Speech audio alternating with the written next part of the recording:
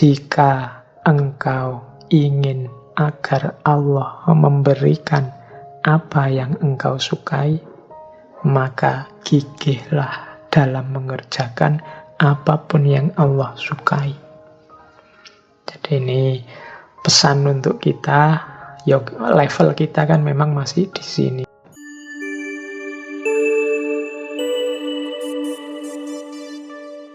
Bismillah. Assalamualaikum warahmatullahi wabarakatuh. Bismillahirrahmanirrahim. Alhamdulillahirabbil alamin. Assalatu wassalamu ala asyrafil anbiya'i wal mursalin. Sayyidina wa maulana Muhammadin wa ala alihi wa ashabihi wa man tabi'ahum bi ihsanin ila yaumiddin. Amma ba'du.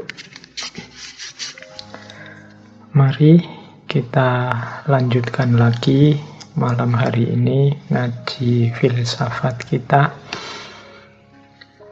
Masih kita ada di tema kebijaksanaan para faqih, orang-orang ahli bidang fikih, bidang agama, yang hidupnya penuh keteladanan, yang hidupnya sangat layak untuk kita contoh, kita tiru. Malam hari ini kita sampai pada tokoh yang terakhir di minggu yang terakhir bulan November, yaitu Imam Ahmad bin Hambal. Ini salah satu kalimat yang kita temukan di semua imam madhab yang kemarin kita bahas. Ada kalimat semacam ini. Ini menunjukkan tawadhu'nya beliau. Jangan engkau ikuti aku, jangan pula mengikuti Malik, Syafi'i, Auza'i, Tsauri, tetapi ambillah dari mana mereka mengambil. Barang siapa yang menolak hadis Rasulullah Shallallahu Alaihi Wasallam, maka sesungguhnya ia telah berada di ambang kehancuran. Jadi ini Imam Ahmad, sebagaimana Imam Abu Hanifah dulu, sebagaimana Imam Malik dulu, sebagaimana Imam Syafi'i kemarin, menyatakan bahwa aku ini manusia biasa, engkau tidak boleh mengikuti aku. Mencontoh mungkin boleh, itu kalau pakai bahasa saya, tapi jangan mengikuti. Yang kita ikuti hanya Allah dan Rasulullah. Ya ini ketawaduan beliau, seperti saya bilang tadi. Nah, harusnya dilanjutkan dengan ketahudirian kita. Jadi kita ini tidak taklid pada Imam Ahmad, tidak taklid pada Imam Syafi'i, tapi kita mengikuti pandangan Imam Ahmad, mengikuti pandangan Imam Syafi'i tentang Al-Quran dan hadis, karena kita tahu beliau-beliau ini yang lebih ahli, kapasitasnya jauh lebih mumpuni dibandingkan kita. Jadi mereka tawadhu, kita tahu diri. Oke, jadi ini prinsip dari penjelasan beberapa tadi. Mungkin teman-teman sudah bisa menggambarkan sosok alim dan soleh yang seperti apa Imam Ahmad itu. Baik, kita cari hikmah yang lain dari kehidupan Imam Ahmad. Yang paling terkenal, seperti saya bilang tadi, dari Imam Ahmad adalah kesungguhan beliau dalam ilmu. Banyak sekali cerita-cerita tentang bagaimana seriusnya beliau mencari ilmu.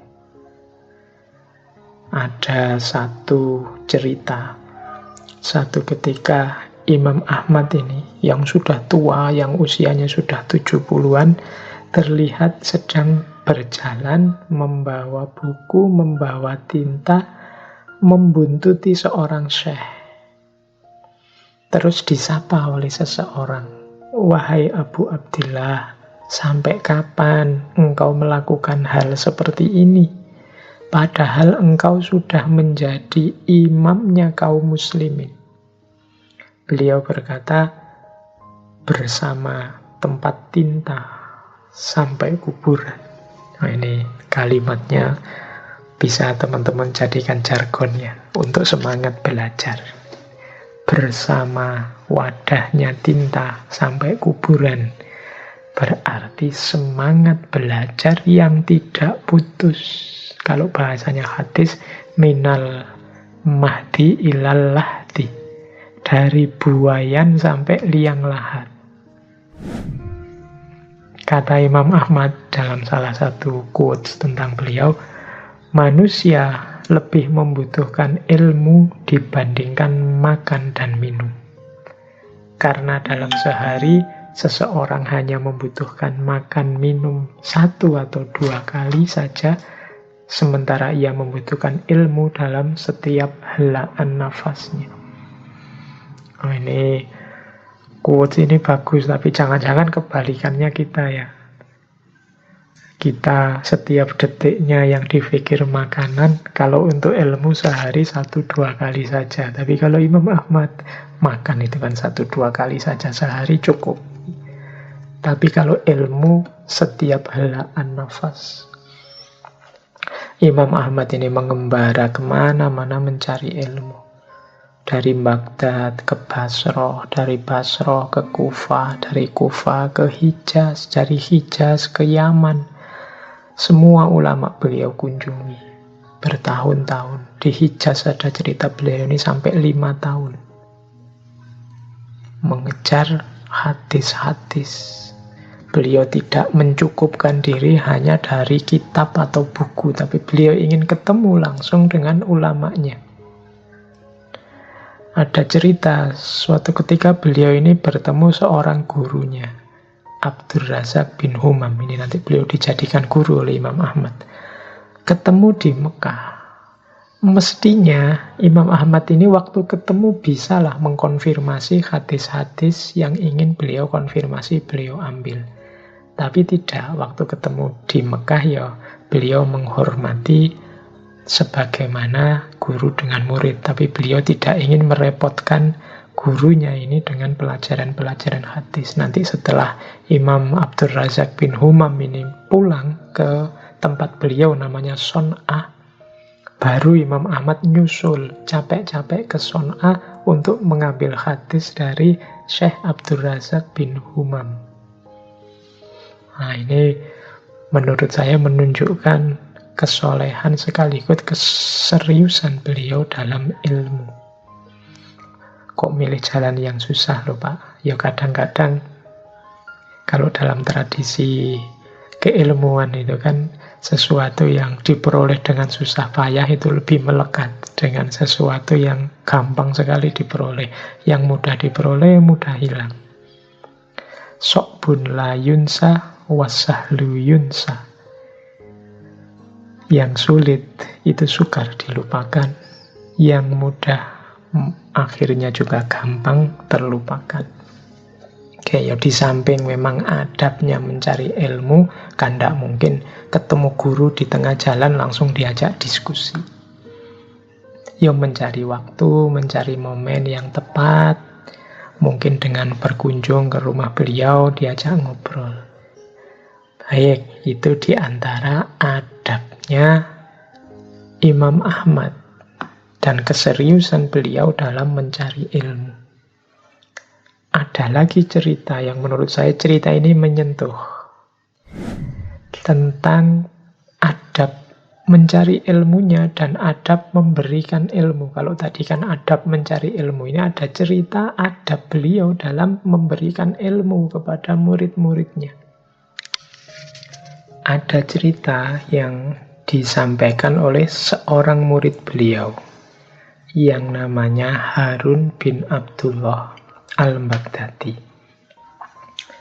Jadi suatu ketika kata Harun bin Abdullah, saat larut malam pintuku diketuk oleh orang. Ini sudah sepi malam hari, dini hari, pintunya diketuk orang. Terus aku bertanya, siapa? Ada suara lirih dari luar pelan sekali menjawab, Ahmad. Aku menyelidik lagi, Ahmad yang mana? Nama Ahmad kan mestinya ya banyak, nama Ahmad, nama Muhammad. Jadi beliau ini tanya, ini Ahmad yang mana? Nyaris berbisik ku dengar suara Ibnu Hambal. Ada suara pelan, Ahmad. Ahmad siapa? Bin Hambal. Kaget. Syekh Harun ini, subhanallah, itu guruku. Cepat-cepat dibukakan pintu. Beliau pun masuk, tapi dengan langkah yang berjingkat-jingkat, pelan-pelan. Kemudian dipersilahkan duduk. Beliau juga duduknya pelan-pelan, hati-hati agar kursinya tidak bunyi. Baru kemudian Syekh Harun tanya, wahai guru, ada urusan penting apa sehingga mengunjungiku selarut malam ini? Mengunjungiku di dini hari malam ini. Beliau tersenyum. Kemudian berkata, maafkan aku wahai Harun. Kata beliau lembut dan pelan. Aku terkenang bahwa engkau masih terjaga kalau malam seperti ini untuk meneliti hadis di waktu semacam ini. Kuberanikan diri untuk datang karena ada yang mengganjal di hatiku sejak siang tadi. Jadi Imam Ahmad ini bilang, yo, aku ngerti kebiasaanmu kalau jam-jam segini engkau masih sibuk belajar. Makanya aku datang pelan-pelan karena ada yang mengganjal yang ingin aku sampaikan. Syekh Harun kaget. Apakah yang ingin disampaikan itu tentang saya, guru? Sampaikanlah, jangan ragu-ragu. Akan aku dengarkan. Nah, barulah Imam Ahmad menyampaikan nasihatnya. Maaf wahai Harun, tadi siang aku lihat engkau sedang mengajar murid-muridmu. Engkau membaca hadis untuk mereka catat. Aku lihat saat itu mereka murid-muridmu ini ada yang tersengat oleh teriknya matahari. Sedangkan engkau teduh dinaungi oleh bayangan pepohonan. Lain kali jangan begitu wahai Harun. Duduklah dalam keadaan yang sama sebagaimana muridmu duduk. Jadi Imam Ahmad ini mengingatkan, tadi siang aku melihat saat engkau mengajar, engkau mencari tempat yang teduh, dinaungi pepohonan, sementara banyak muridmu yang tersengat oleh matahari. Lain kali jangan begitu. Kalau memang murid-muridmu kepanasan, ya engkau harus bergabung bersama mereka. Nah, setelah itu Imam Ahmad terus pamit, pelan-pelan lagi pamitnya. Berjingkat-jingkat menutup pintu juga pelan-pelan. Nah ini Syekh Harun ini betapa takjub. Beliau menangis melihat adab gurunya. Akhlaknya yang sangat indah. Kata Syekh Harun, beliau bisa saja menegurku di depan para murid. Toh murid-murid juga tahu beliau guruku dan berhak untuk itu. Tetapi tidak dilakukannya untuk menjaga wibawaku.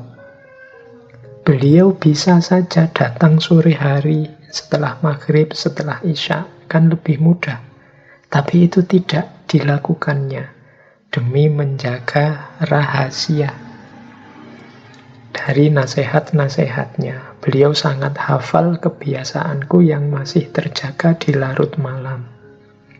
Beliau datang mengendap-endap, pelan-pelan, bicara lembut, berbisik. Semua dilakukan agar keluargaku tidak tahu. Agar aku yang adalah seorang ayah dan suami tetap terjaga kehormatannya sebagai imam dan teladan di tengah keluarga. Jadi Ini contoh adabnya seorang guru kepada murid. Jadi ingin mengingatkan, menasehati saja dengan cara yang paling tersembunyi, paling halus, paling tidak menyinggung perasaan. Nah, ini di antara contoh mungkin yang bisa kita teladani dari seorang Imam Ahmad. Jadi ya monggo ya kita serap sendiri cerita tadi. Kita sinkronkan dengan kelakuan kita sendiri hari ini. Semoga tidak kita pakai untuk nuding orang yang tidak seperti ini. Kita jadikan bahan introspeksi saja, bukan bahan untuk menyalahkan atau menjatuhkan orang lain. Ya meskipun saya tahu hari ini banyak orang saling menasehatinya dengan cara membongkar aib secara terbuka lewat medsos-medsos. Semoga kita tidak tergolong yang seperti itu. Kalau memang kita merasa bertanggung jawab meluruskan, menasehati, coba kita ambil jalan yang lembut, jalan yang sebagaimana ditempuh oleh Imam Ahmad tadi. Baik, terus itu cerita tentang kepribadian Imam Ahmad bin Hambal. Ada satu cerita lagi, mungkin ini agak berbeda dengan yang tadi. Mungkin bisa juga kita ambil hikmahnya. Kalau ini hikmah yang tidak secara langsung berhubungan dengan Imam Ahmad, tapi Imam Ahmad menjadi saksinya. Jadi satu ketika, ini cerita dari Imam Ahmad bin Hambal sendiri ini, berarti kita anggap saja ini pelajaran dari Imam Ahmad. Jadi Imam Ahmad bercerita begini, satu hari saya tidak tahu mengapa kok ingin sekali pergi ke Basrah, Irak. Jadi mungkin semacam ilham dari Allah untuk berangkat ke Basrah. Pokoknya dia tiba-tiba ingin sekali ke Basrah. Ya sudah, beliau berangkat ke sana. Sebagaimana kebiasaannya Imam Ahmad yang tidak ingin terkenal dan dikenal, ya beliau berangkat ke Basrah dengan modelnya sendiri, mungkin dengan baju yang sangat sederhana, tidak memamer-mamerkan gaya dan kebiasaannya biar tidak dianggap orang besar, orang soleh. Sampai di Basrah Isya, beliau ikut sholat di satu masjid. Setelah sholat, karena merasa capek, beliau berniat, wah ini enaknya saya istirahat di masjid ini saja ya. Terus beliau berbaring di masjid itu. Tiba-tiba didatangi oleh pengurus masjid, marbotnya atau takmirnya lah kalau hari ini. Melihat Imam Ahmad di situ, disapa, "Syekh, mengapa kok berbaring di sini?" Imam Ahmad menjawab, "Saya ingin istirahat. Saya ini musafir." Nah, orang yang mengelola masjid, penunggu masjid itu kemudian mengingatkan, tidak boleh tidur di masjid, keluar. Imam Ahmad pun didorong keluar. Sampai di teras masjid, Imam Ahmad berniat, oh kalau gitu saya istirahat di teras masjid ini sudah cukup, tidak harus di dalam masjid. Didatangi lagi oleh marbot tadi. Tidak boleh, saya tetap tidak boleh. Di dalam masjid tidak boleh, di luar masjid tidak boleh. Imam Ahmad didorong-dorong sampai ke jalan. Nah, Imam Ahmad kebingungan ini. Waduh, kalau gitu nginep di mana ini?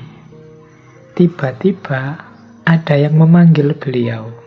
Seorang tukang roti yang rumahnya dekat masjid.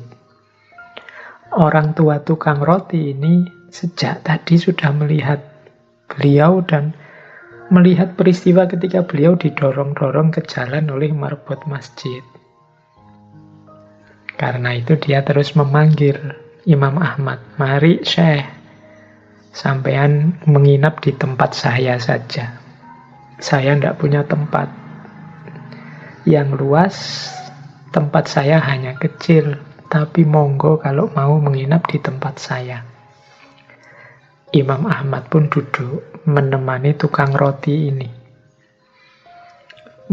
Jadi ada kebiasaan yang dilihat oleh Imam Ahmad dari tukang roti ini yang unik. Jadi tukang roti ini sambil mengolah adonan roti, yang keluar dari mulutnya selalu kalimat astagfirullah, istighfar. Kalau pas diajak ngomong oleh Imam Ahmad, ya dijawab ngomong itu. Tapi setelah menjawab, mulutnya terus istighfar lagi, istighfar lagi. Jadi orang ini mendawamkan istighfar. Terus Imam Ahmad bertanya, Syekh, sudah berapa lama sampean melakukan hal seperti ini, mendawamkan istighfar ini? Orang itu menjawab, sudah lama sekali, saya menjual roti sudah 30 tahun lebih. Kira-kira sejak itulah saya mendawamkan istighfar ini. Kemudian Imam Ahmad bertanya, Ma thamratu fi'luk, apa hasilnya istiqomahmu beristighfar ini? Terus beliau bilang, ya 30 tahun lebih aku istiqomah beristighfar, tidak ada hajat yang saya minta pasti dikabulkan oleh Allah. Semua yang saya minta langsung diterima oleh Allah. Imam Ahmad bertanya, semuanya dikabulkan? Orang itu menjelaskan, semuanya dikabulkan, kecuali satu. Ya, masih ada satu yang belum dikabulkan oleh Allah. Imam Ahmad penasaran, terus bertanya, apa itu kira-kira yang belum dikabulkan oleh Allah? Aku minta kepada Allah supaya dipertemukan dengan Imam Ahmad. Nah, mendengar itu Imam Ahmad langsung takbir, Allahu Akbar.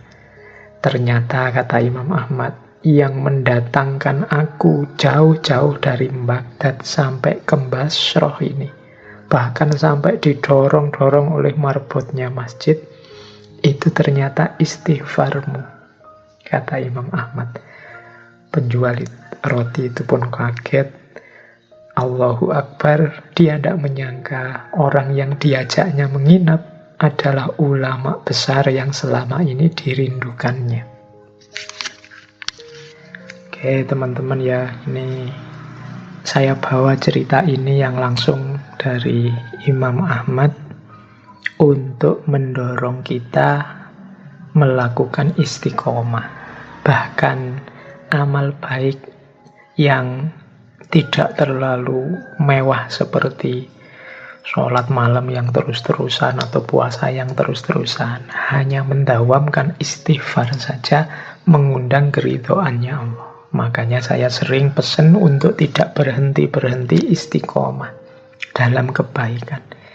Pilihlah kebaikan apapun yang tidak terlalu berat, yang tidak membebani hidupmu sampai sebegitunya, tapi lakukan dengan istiqomah. Insya Allah keseriusan kita dalam istiqomah akan mengundang ridhonya Allah.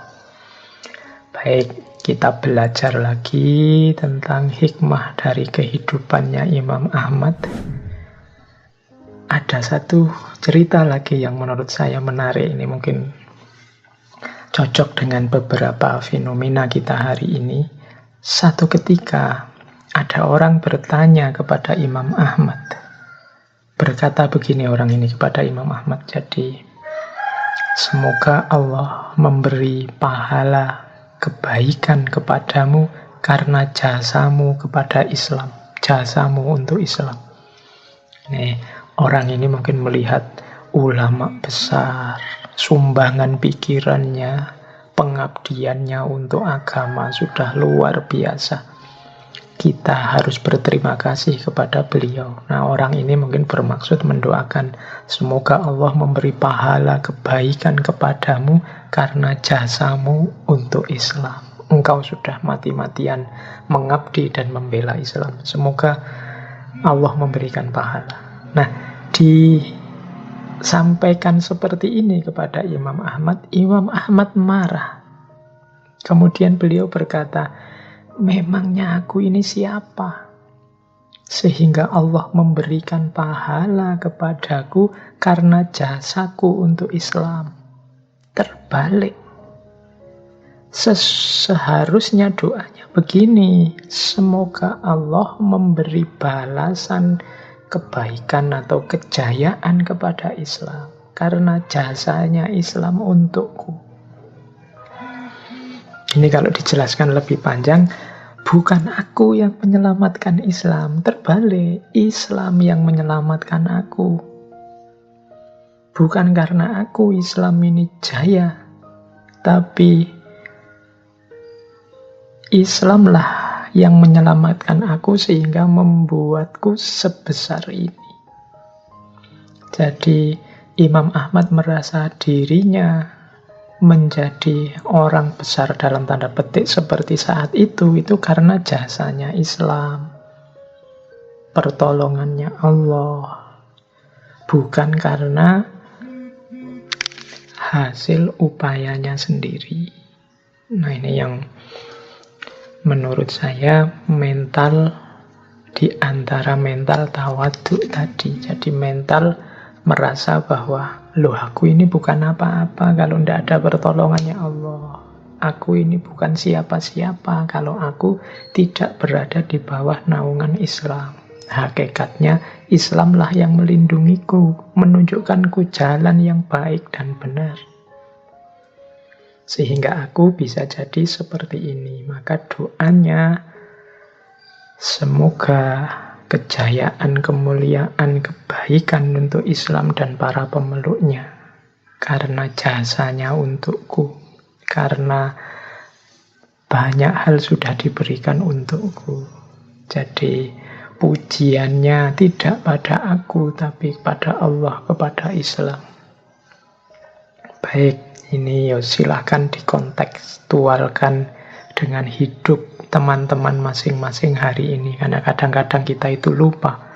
Kalau hari ini teman-teman sukses di bidang apapun, mungkin menjadi sosok yang alim, soleh, cerdas, selamat, disukai banyak orang, apapun situasi baik yang teman-teman alami hari ini, yakinlah bahwa itu semata-mata karena pertolongannya Allah, karena keridhoannya Allah, karena kita masuk ke dalam naungan Islam yang rahmatan lil alamin, bukan sebaliknya.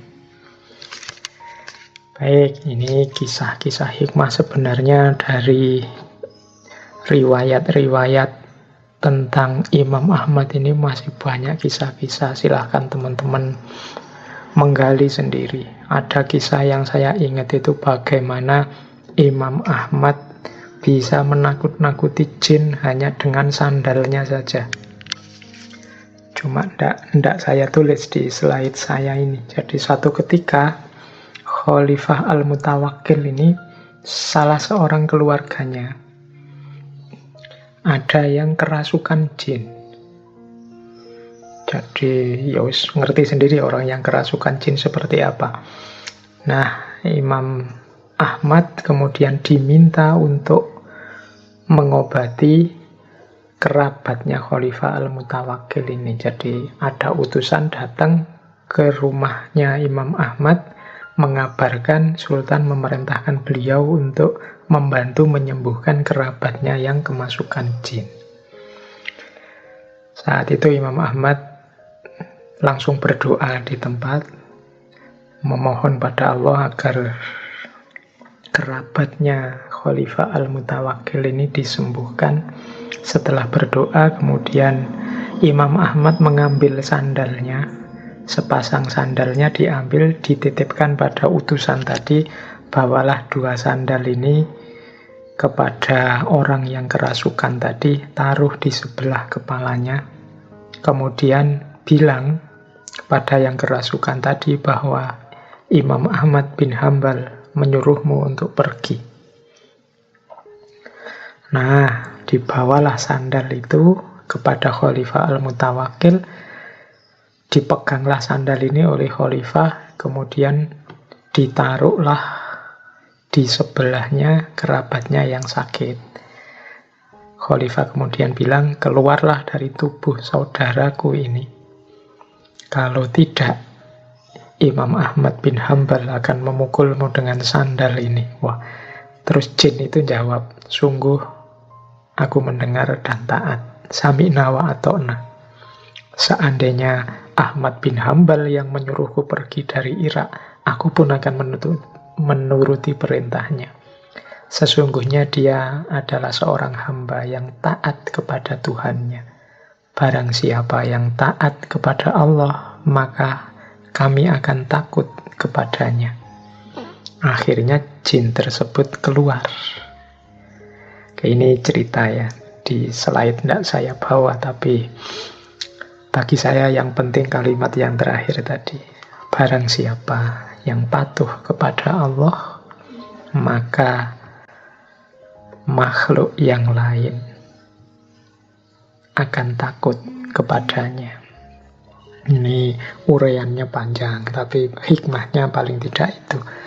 Oke, teman-teman, kita belajar lagi beberapa hikmah dari seorang Imam Ahmad bin Hambal. Ada nasihat yang disampaikan oleh Imam Ahmad.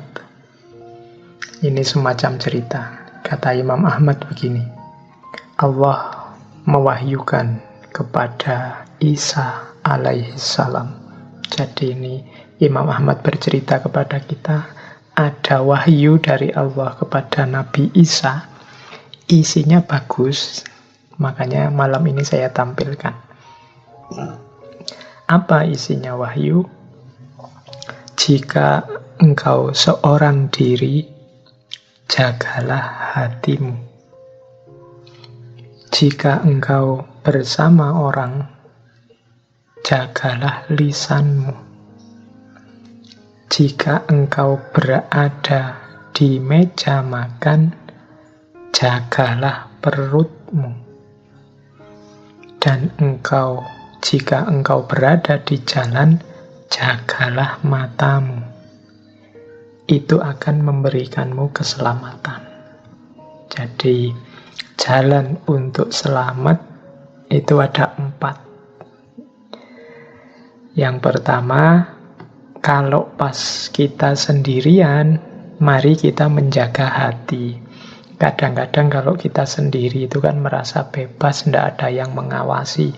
Terus kita melakukan hal-hal yang negatif dalam tanda petik, karena merasa aman. Mungkin entahlah, teman-teman ngerti sendiri, kadang-kadang kalau kita pas los sendirian itu kan merasa, alah tidak ada yang lihat saja. Terus kita melakukan apapun yang kalau itu kelihatan orang kita malu, tapi tidak masalah. Ini hati-hati, ini termasuk tidak menjaga hati. Kalau kita los, tidak kontrol lagi pas sendirian, berarti apa? Merusak hati.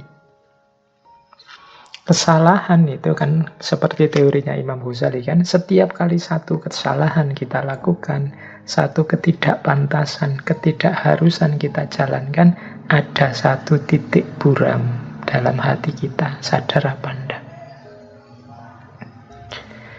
Maka hati-hati, meskipun sendirian.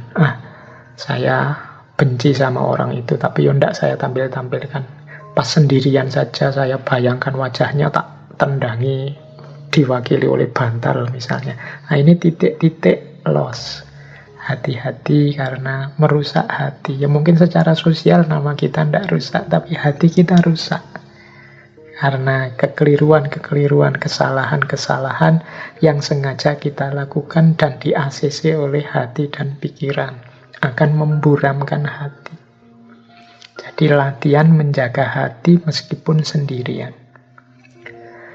Yang kedua, jika bersama orang lain, jagalah lisan.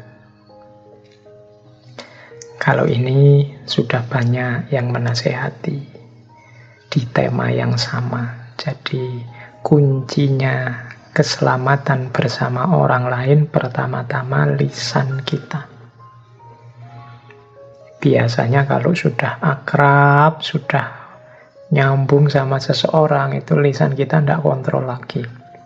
Sering salah ngomong. Baik kalau hari ini ngomong itu kan bisa dalam bentuk tulis lewat postingan-postingan medsos atau dalam bentuk yang lain, video-video dan macam-macam. Ayo hati-hati, kalau ndak ada pentingnya ndak usah ngomong. Kalau ndak ada urgensinya ndak perlu menyampaikan apa-apa. Coba dihitung seandainya saya ndak posting ini, ada kerusakan apa? Ada kehancuran apa? Atau ndak ada efeknya apa-apa, sekedar menunjukkan bahwa aku ini pinter, aku ini alim, aku ini tahu banyak wawasan. Mari kita hati-hati. Kecuali memang urgent, ini harus saya sampaikan. Kalau ndak saya sampaikan, orang akan salah memahami, orang akan tersesat, maka saya sampaikan. Dan ndak ada niat sedikit pun untuk aku memamerkan kebisaanku, kemampuanku. Dan aku sadar aku juga tidak selalu benar. Ini juga termasuk menjaga lisan. Yang ketiga termasuk menjaga lisan, jika engkau berada di meja makan, jagalah perutmu. Nah, ini menjaga perut. Perut itu sering disimbolkan dengan nafsu. Kalau perut ini kita artikan nafsu, meja makan ini bisa kita artikan dunia. Diartikan letterlek juga boleh, diartikan majasi sebagai nafsu dan dunia juga boleh.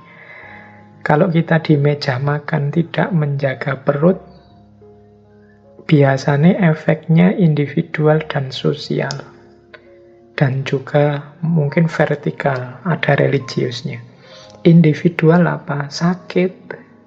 Kalau makan kita tidak kontrol, sakit.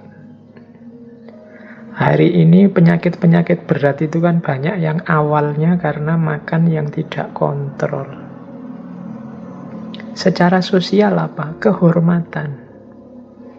Orang yang tidak bisa menjaga perilaku makannya di meja makan itu secara sosial biasanya dianggap tidak sopan, dianggap tidak etis, tidak beradab, tidak berakhlak. Kalau orang Jawa menyebutnya geragas, rakus, tidak pantas untuk dilihat. Jadi secara etik, estetik, bahkan logis, ini keliru. Maka ini maknanya dalam nasihat wahyu dari Allah kepada Nabi Isa ini. Jadi jika engkau berada di meja makan, jagalah perutmu. Yo secara vertikal hubungannya dengan agama, dengan Allah, yo pastinya Allah tidak ridho, tidak berkenan dengan kelakuan yang tidak menjaga diri, termasuk menjaga perut. Makanya Al-Quran itu kalau tentang makan, kalimat terakhirnya wala tusrifu, jangan berlebihan. Berlebihan itu merusak semuanya.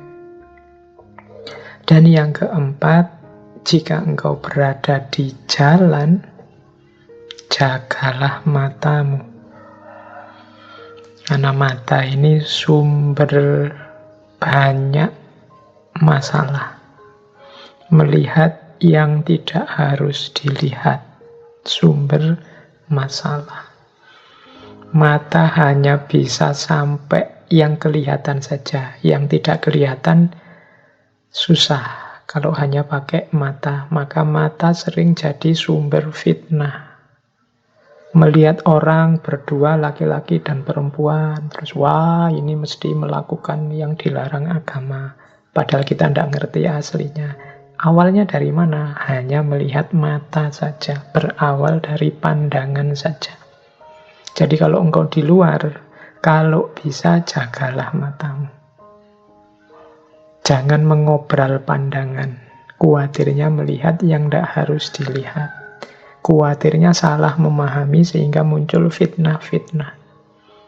Menjaga mata kalau konteksnya hari ini, ya jangan membaca yang tidak seharusnya dibaca. Tidak ada manfaatnya sama sekali kalau dibaca. Lewat medsos, lewat dunia maya, lewat internet. Jadi kemampuan menjaga mata hari ini penting. Ini diantara kemampuan filter kita hari ini terhadap banjir informasi, banjir IT. Oke, 4 hal ini, menjaga hati, menjaga lisan, menjaga perut, menjaga mata, sumber kita selamat dunia dan akhirat. Nah, yuk mulai latihan ya.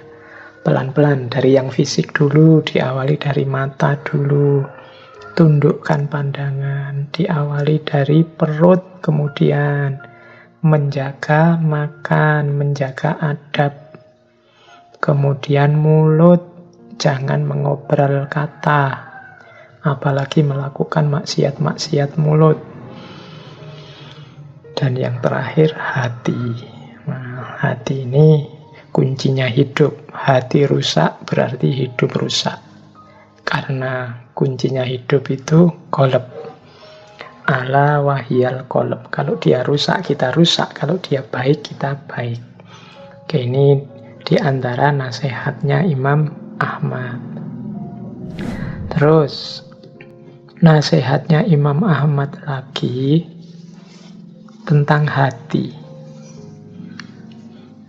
Menurut Imam Ahmad, segala sesuatu ada berkahnya.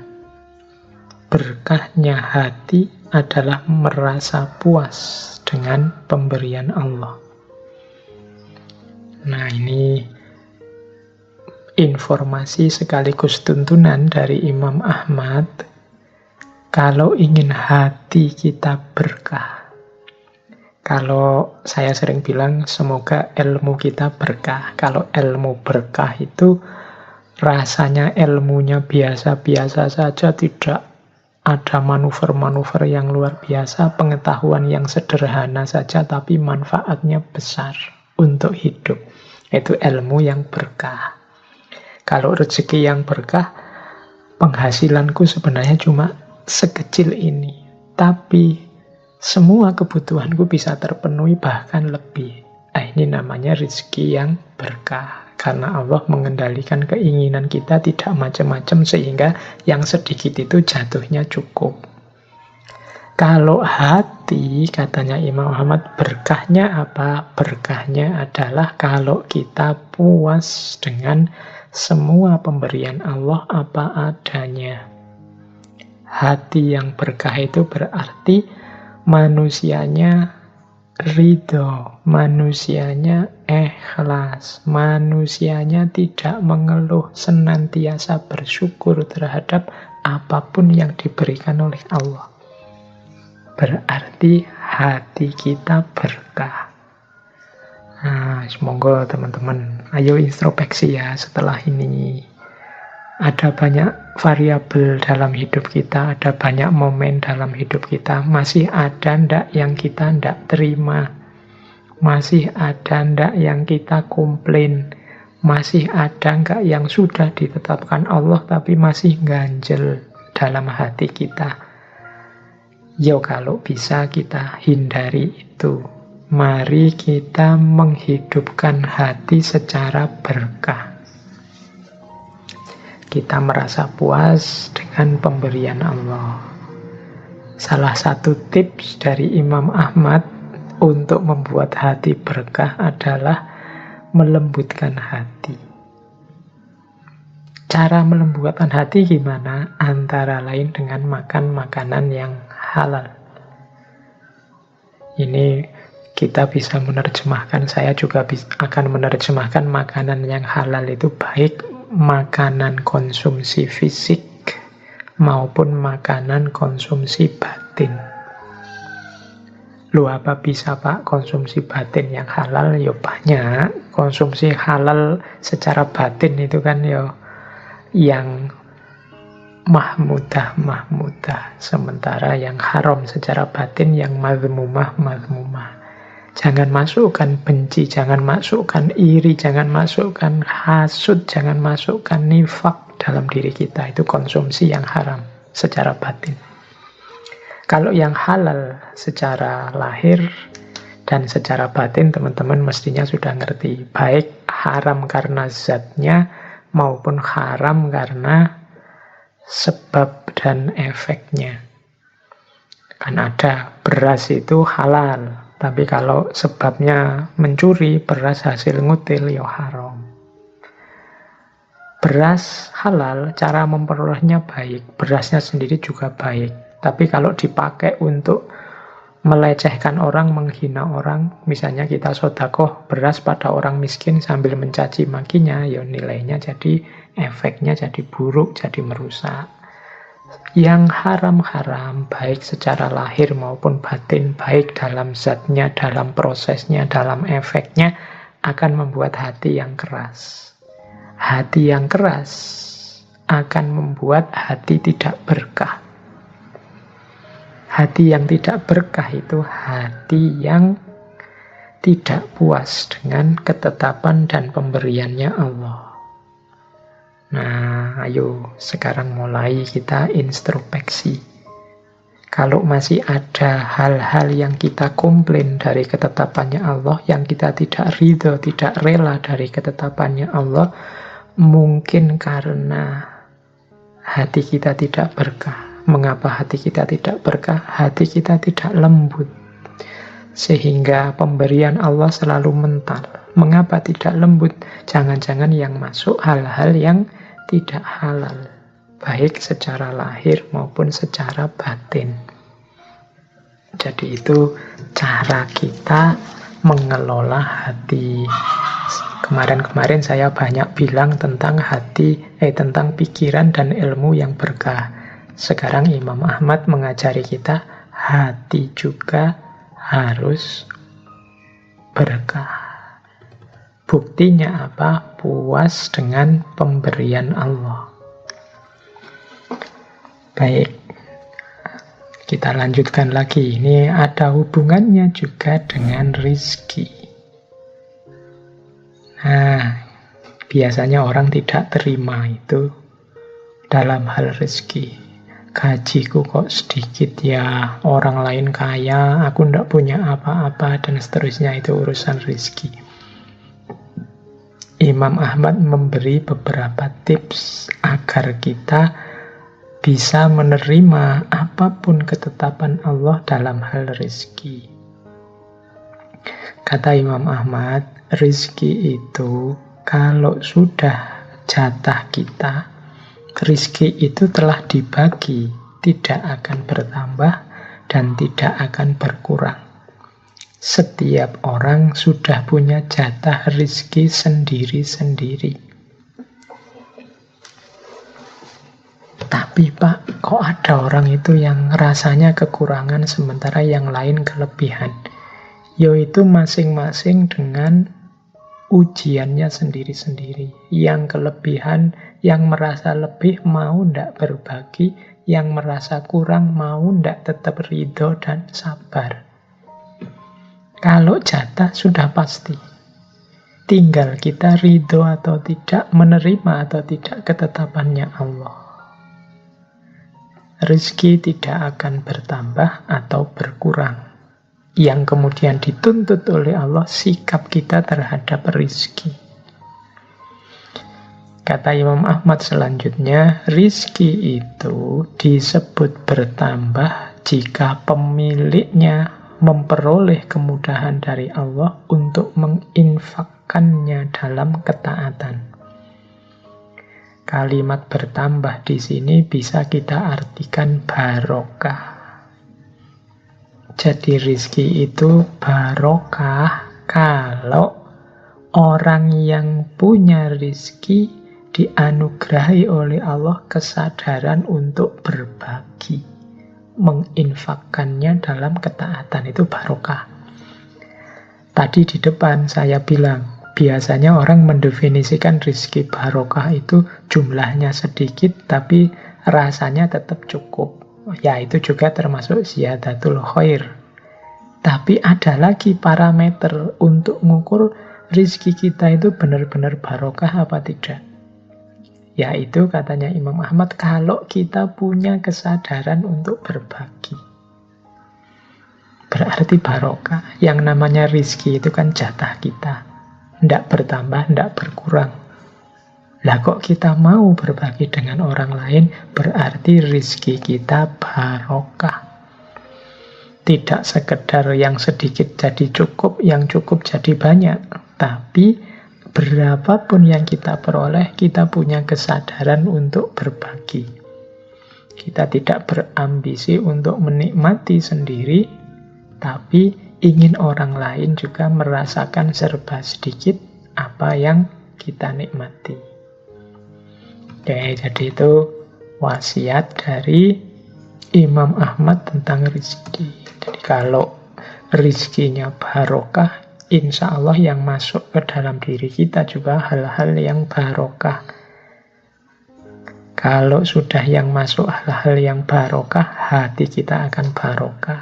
Hati yang barokah adalah hati yang diridhoi oleh Allah.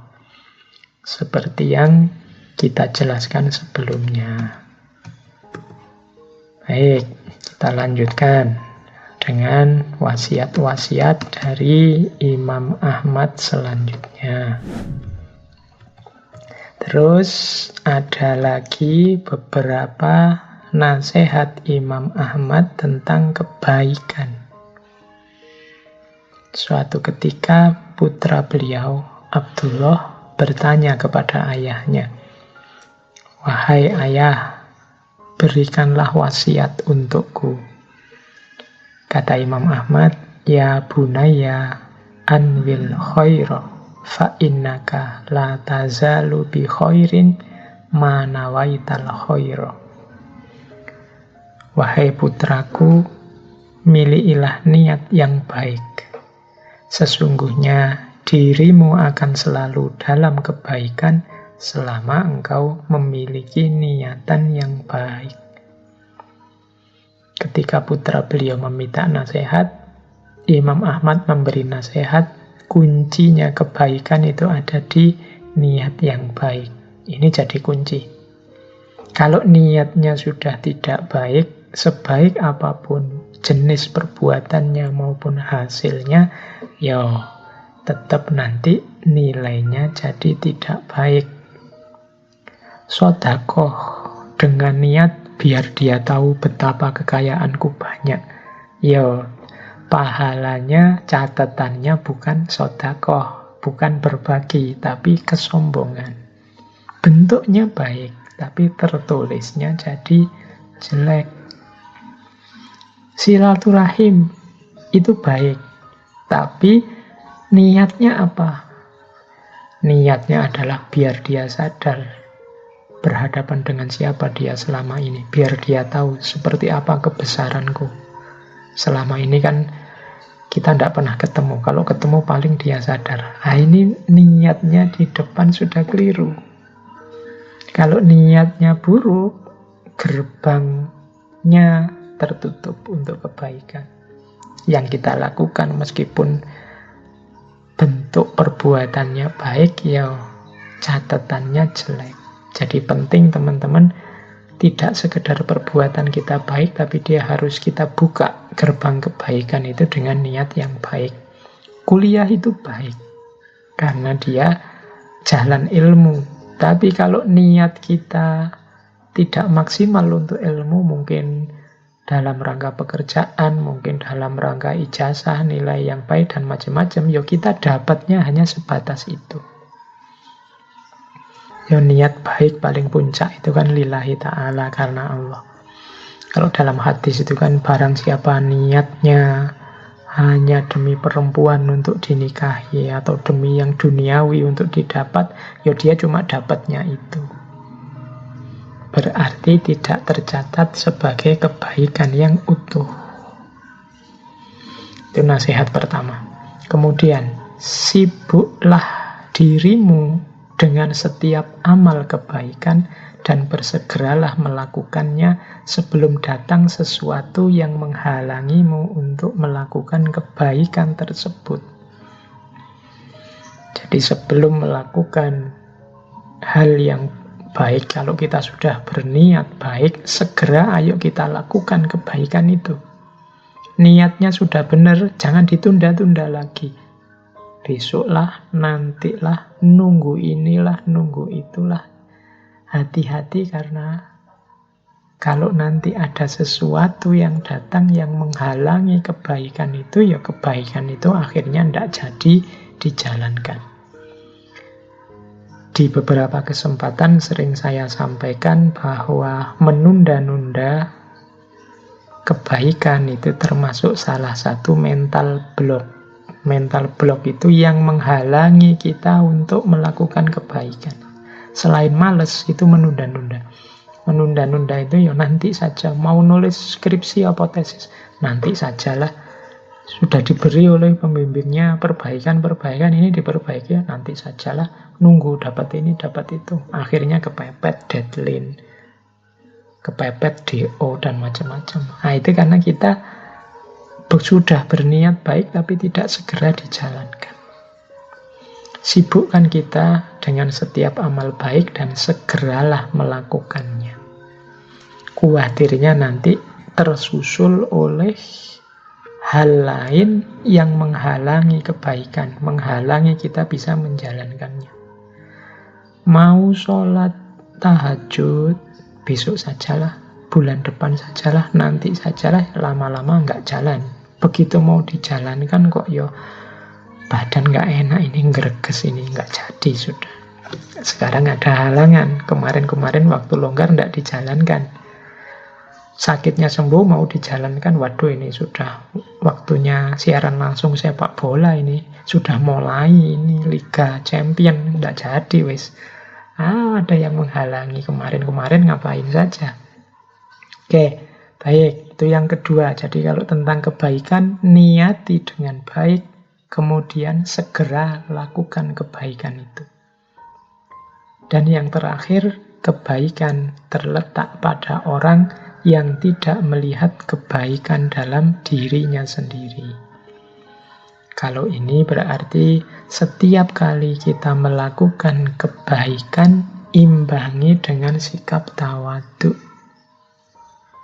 Setiap kita sukses melakukan kebaikan kan, kita disunahkan membaca Alhamdulillahirabbil alamin. Alhamdulillah itu termasuk kalimat tawadhu. Bahwa kebaikan yang kita lakukan ini, kebaikan yang saya lakukan ini tidak semata-mata jasaku, tidak semata-mata hasil karyaku, tapi semuanya atas petunjuk dan pertolongannya Allah. Nah, ini namanya sikap tawakal setelah ikhtiar dan niat dijalankan. Niat baik, kaifiat ikhtiar yang baik, segera dilakukan, tidak ditunda-tunda. Kalau sudah berhasil, Alhamdulillahirabbil alamin. Jasa dari lahirnya kebaikan ini semata-mata bukan karena aku, tapi semuanya karena pertolongannya Allah. Terus kita lanjutkan lagi. Kalau tadi tentang amal, rizki, dan ikhtiar, sekarang kita masuk ke zuhud. Menurut Imam Ahmad, zuhud itu cirinya dua. Pendek angan-angan dan tidak mengharapkan apa yang ada di tangan manusia. Pendek angan-angan itu ndak lau-lau. Seandainya yang jadi presiden aku. Seandainya yang dapat rezeki besar itu aku. Seandainya.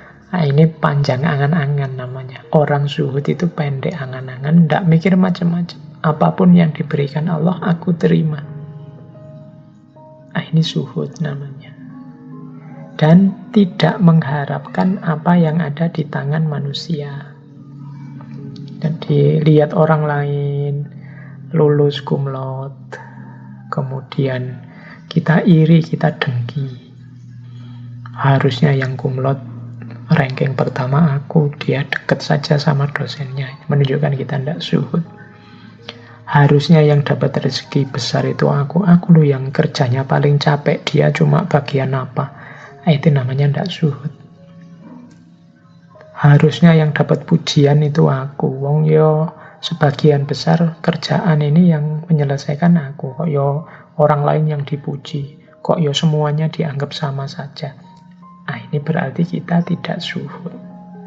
Hati kita masih terikat oleh dunia. masih tergantung pada dunia, tergantung pada komentar orang, pujian orang.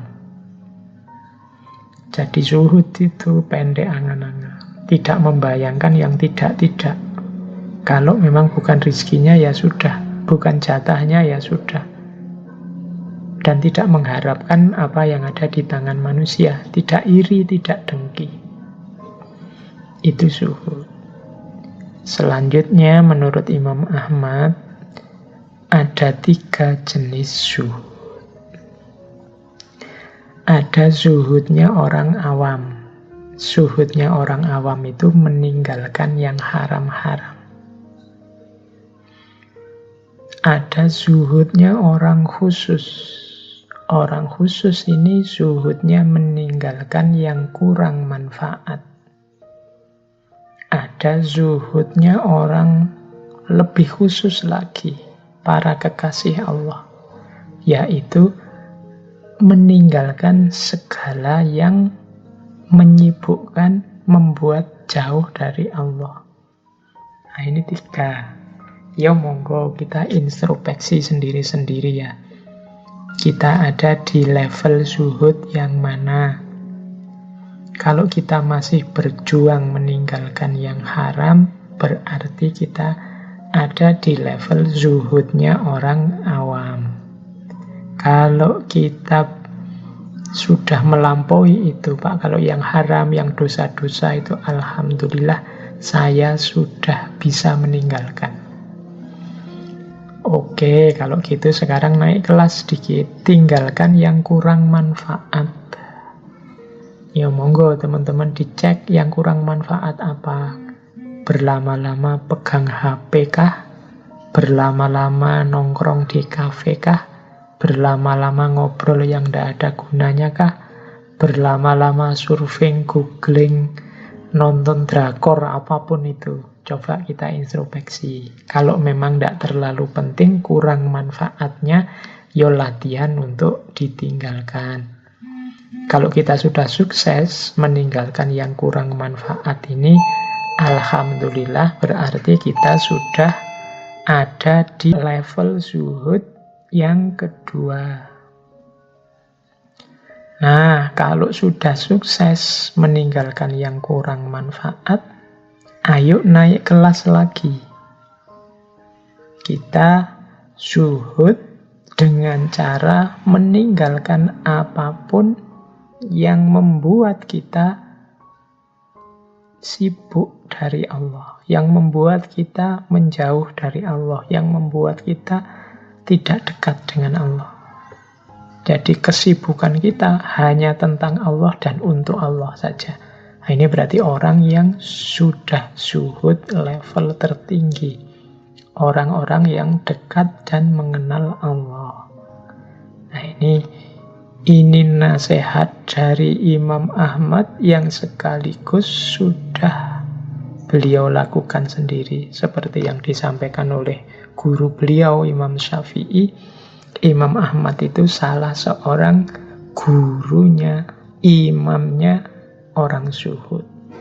Berarti Imam Ahmad sudah nyampe level kesibukannya hanya tentang Allah dan untuk Allah saja. Baik, kita lanjutkan. Nah, ada lagi nasihat dari Imam Ahmad kepada seseorang yang menurut saya penting untuk kita. Jadi, suatu ketika ada orang datang kepada Imam Ahmad minta diberi nasihat. Imam Ahmad memberi nasihat begini. Jadi Imam Ahmad tidak memberi teori macam-macam. Imam Ahmad hanya mengulang, menegaskan keyakinan orang ini selama ini. Sebenarnya ini juga kepada kita, menyinggung kita selama ini. Karena kadang-kadang kita itu ngerti semua teori tentang kebaikan, hanya saja kita tidak pernah mau dan tidak pernah menyempatkan diri untuk menjalankannya, merenungkannya, dan lain sebagainya.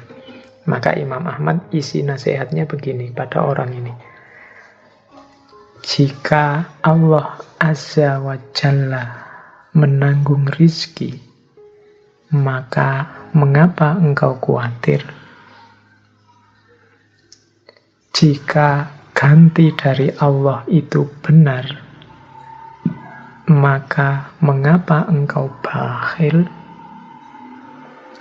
Jika surga itu benar adanya, mengapa engkau bersantai? Jika neraka itu benar adanya, mengapa engkau bermaksiat? Jika pertanyaan mungkar dan nakir itu benar adanya, mengapa engkau senang dengan kehidupan dunia? Jika dunia itu fana, mengapa engkau merasa tenang? Jika hisab itu benar, mengapa engkau banyak mengumpulkan harta, bukannya mengumpulkan amal? Dan jika segala sesuatu itu sudah ditakdirkan oleh Allah Azza wa Jalla, mengapa engkau takut? Nah, ini nasihat sekaligus sindiran kepada kita. Yang disampaikan oleh Imam Ahmad ini kan semuanya sebenarnya kita sudah tahu, kita sudah mengerti. Hanya saja kita tidak pernah secara serius menghidupkan pengetahuan dan keyakinan itu dalam keseharian kita. Kita ngerti kok kalau rezeki itu sudah ditanggung oleh Allah. Tapi coba berapa kali kita khawatir, berapa kali kita takut tentang rizki. Kalau ditanya orang, rizki itu kan sudah dibagi toh? Jawabannya kita mesti iya. Allah lah yang menetapkan rizki setiap makhluknya. Jangankan manusia, hewan pun, apapun makhluknya Allah, semuanya sudah ada jatah rizkinya. Katanya Imam Ahmad, lah kok engkau khawatir? Kalau sudah yakin Allah yang menanggung rizki, ya seharusnya engkau tenang. Bekerja semaksimal mungkin sesuai bidangnya masing-masing. Apapun hasilnya, apapun rizkinya, diterima, berarti itu jatahnya. Apapun yang kita lakukan, ya sudah itu jatahnya. Karena rezeki sudah ditanggung oleh Allah. Kalau begitu, kalau kita tidak bekerja juga rezeki akan datang, Pak. Mungkin, tapi ketika kita tidak bekerja, tidak melakukan apa-apa, ada yang kita langgar. Sunnatullah dan perintahnya Allah, juga tuntunan Rasulullah untuk bekerja. Bahkan menurut Rasulullah itu, daripada engkau minta-minta, ambil kapak dari rumahmu untuk motong kayu. Itu kan berarti bekerja itu sesuatu yang wajib. Tidak boleh kita diam saja. Jadi seakan dua hal yang berbeda, kerja dengan rizki. Kalau rizki sudah ditanggung Allah. Kalau kerja itu kewajiban kita. Jadi jalankan rizki sebaik mungkin. Setelah itu jalankan kerja sebaik mungkin, setelah itu rezeki dari Allah akan datang. Yang kedua, jika ganti dari Allah itu benar, maka mengapa engkau bakhil? Ini sindiran juga buat kita. Al-Quran itu secara tegas menyatakan barang siapa berinfak, barang siapa bersedekah, Allah akan memberinya, membalasnya dengan berkali lipat. Dan kita sebenarnya juga percaya logika ini. Tapi mengapa kok kita masih bakhil? Masih eman untuk berbagi, masih pelit, masih perhitungan kalau ingin memberi atau membantu seseorang. Katanya, apapun yang kita berikan, kita yakin akan diganti oleh Allah. Tapi kok kelakuan kita sehari-hari tidak menunjukkan itu. Ini disindir oleh Imam Ahmad. Jika ganti dari Allah itu benar, mengapa engkau bakhil? Kemudian pertanyaan selanjutnya dan nasihat selanjutnya dari Imam Ahmad, jika surga itu benar adanya, mengapa engkau bersantai? Kita yakin surga adalah hak, sebagaimana neraka juga hak. Lah kok kita santai? Kok kita tidak semangat beribadah? Kok kita tidak semangat ingin dekat pada Allah? Masih bisa kita bersantai dengan keyakinan bahwa besok ada surga. Jika neraka itu benar adanya, mengapa engkau bermaksiat? Masih bisa kita melakukan maksiat padahal kita yakin neraka itu hak, ada. Berarti pengetahuan kita tentang surga, tentang neraka tidak hidup. Dia berhenti hanya sebagai pengetahuan. Kemudian jika pertanyaan mungkar dan nakir itu benar adanya, mengapa engkau senang dengan kehidupan ini? Ini berarti tentang alam barzah. Yang di situ kita diinterogasi, ditanya tentang kehidupan kita. Harusnya kita tidak lagi jatuh cinta dengan dunia, begitu sadar bahwa dunia ini hanya sementara saja. Nanti segala kelakuan kita di muka bumi akan ditanyakan, akan dihisab, akan dibalas. Jika dunia itu fana, mengapa engkau tenang? Jika hisab itu benar, mengapa engkau banyak mengumpulkan harta saja? Kok tidak memperbanyak amal? Dan jika segala sesuatu sudah ditakdirkan oleh Allah, mengapa engkau takut? Semuanya sudah ada garisnya. Sudah ada ketetapan, ada ketentuannya dari Allah. Baik, jadi ini sebenarnya nasihat-nasihat yang isinya sindiran kepada kita. Kita ini orang beriman, yang percaya kepada apapun yang tadi disebutkan dalam nasihatnya Imam Ahmad. Kita percaya Allah menanggung rizki, kita percaya Allah akan mengganti saat kita berbagi, kita percaya surga, neraka, alam barzah, mungkar nakir, kefanaan dunia, perhitungan amal, termasuk juga takdir dari Allah. Tapi mengapa hidup kita, keseharian kita tidak mencerminkan semua itu? Hidup kita penuh dengan kecemasan. Hidup kita ada bermacam-macam ketakutan. Hidup kita tidak serius untuk memperbanyak amal demi kehidupan yang lebih hakiki yang akan datang. Ini nasihat keras dari Imam Ahmad kepada kita. Baik, terus waktunya saya kira sudah mulai mepet. Teman-teman juga sudah mungkin agak capek mendengarkan saya bicara hampir 2 jam. Tidak saya kasih break sama sekali. Terus-terusan ini tadi ngomong.